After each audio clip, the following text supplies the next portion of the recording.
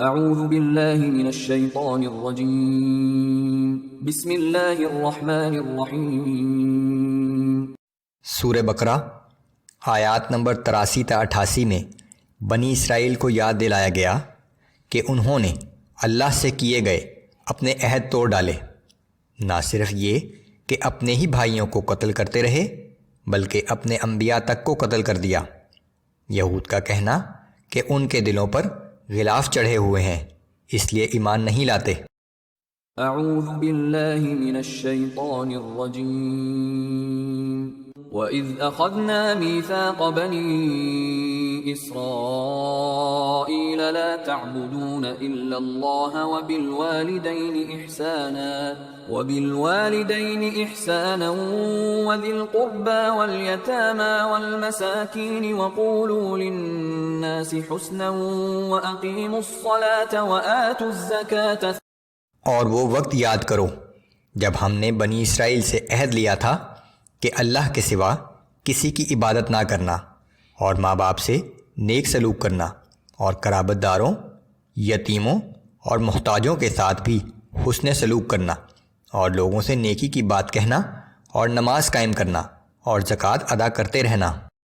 ثم تولیتم الا قلیلا منکم وانتم معرضون۔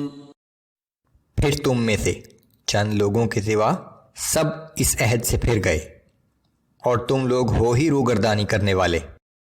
وَإِذْ أَخَذْنَا مِيثَاقَكُمْ لَا تَسْفِكُونَ دِمَاءَكُمْ وَلَا تُخْرِجُونَ أَنفُسَكُمْ مِنْ دِيَارِكُمْ ثُمَّ أَقْرَرْتُمْ وَأَنْتُمْ تَشْهَدُونَ۔ اور جب ہم نے تم سے یہ عہد لیا تھا کہ تم آپس میں ایک دوسرے کا خون نہیں بہاؤ گے اور نہ ایک دوسرے کو جلا وطن کرو گے، پھر تم نے اس بات کا اقرار بھی کر لیا اور تم اس کی گواہی بھی دیتے ہو۔ ثم انتم هؤلاء تقتلون انفسكم وتخرجون فريقا منكم من ديارهم تظاهرون عليهم بالاثم والعدوان مگر آج تم ہی وہ لوگ ہو کہ اپنے بھائیوں کو قتل بھی کر رہے ہو اور اپنے ہی لوگوں کو ان کے وطن سے باہر نکال رہے ہو، اور ان کے خلاف ظلم اور زیادتی کے ساتھ ان کے دشمنوں کی مدد بھی کرتے ہو۔ يَأْتُوكُمْ أُسَارَىٰ تُفَادُوهُمْ وَهُوَ مُحَرَّمٌ عَلَيْكُمْ إِخْرَاجُهُمْ۔ اور اگر تمہارے بھائی لڑائی میں قیدی بن کر تمہارے پاس آ جائیں تو ان کا فدیہ دے کر چھڑا بھی لیتے ہو، حالانکہ ان کو جلا وطن کرنا ہی تم پر حرام کر دیا گیا تھا۔ اگر تمہیں ہمارے احکام کا اتنا ہی خیال ہے تو تمہیں چاہیے تھا کہ انہیں جلا وطن ہی نہ کرتے، تاکہ نہ لڑائی کی نوبت آتی اور نہ فدیہ دینے کی۔ افتؤمنون ببعض الكتاب وتكفرون ببعض فما جزاء من يفعل ذلك منكم إلا خزي في الحياة الدنيا ويوم القيامة يردون إلى أشد العذاب۔ کیا تم کتاب کے ایک حصے پر ایمان رکھتے ہو اور دوسرے کا انکار کرتے ہو؟ پس تم میں سے جو شخص بھی ایسا کرے گا اس کی سزا اس کے سوا اور کیا ہو سکتی ہے کہ دنیا کی زندگی میں ذلیل و خوار ہو اور قیامت کے دن شدید ترین عذاب میں ڈال دیا جائے۔ وَمَا اللَّهُ بِغَافِلٍ عَمَّا تَعْمَلُونَ۔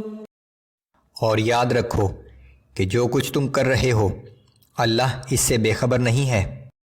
أُولَئِكَ الَّذِينَ اشْتَرَوُا الْحَيَاةَ الدُّنْيَا بِالْآخِرَةِ فَلَا يُخَفَّفُ عَنْهُمُ الْعَذَابُ وَلَا هُمْ يُنصَرُونَ۔ یہی وہ لوگ ہیں جنہوں نے آخرت کے بدلے میں دنیا کی زندگی خرید لی ہے، پس نہ ان پر سے عذاب میں کمی کی جائے گی اور نہ ہی ان کو مدد مل سکے گی۔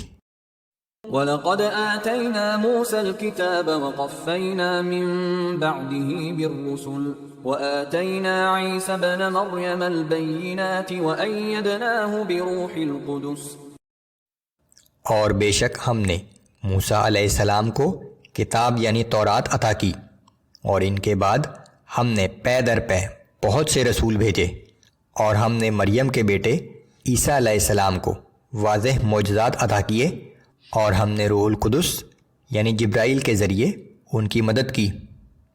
أفكلما جاءكم رسول بما لا تهوى أنفسكم استكبرتم ففريقا كذبتم وفريقا تقتلون۔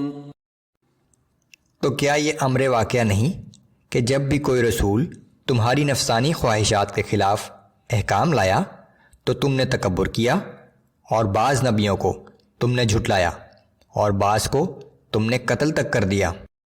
وقالوا قلوبنا غلف بل لعنهم الله بكفرهم فقليلا ما يؤمنون۔ اور یہود کہتے ہیں کہ ہمارے دلوں پر غلاف چڑھے ہوئے ہیں، بلکہ اصل بات یہ ہے کہ ان کے کفر کے باعث اللہ نے ان پر لعنت مسلط کر دی ہے، سو وہ کم ہی ایمان لاتے ہیں۔